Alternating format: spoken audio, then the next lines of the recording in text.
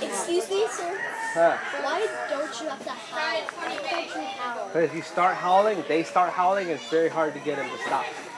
And even though there's only 6 wolves here, is this one okay? So there sound like about 12, 15 wolves. And that right there, that building, is our neighbor's house. They don't like the howling. No, I'm getting scared. He just wants you to pet him.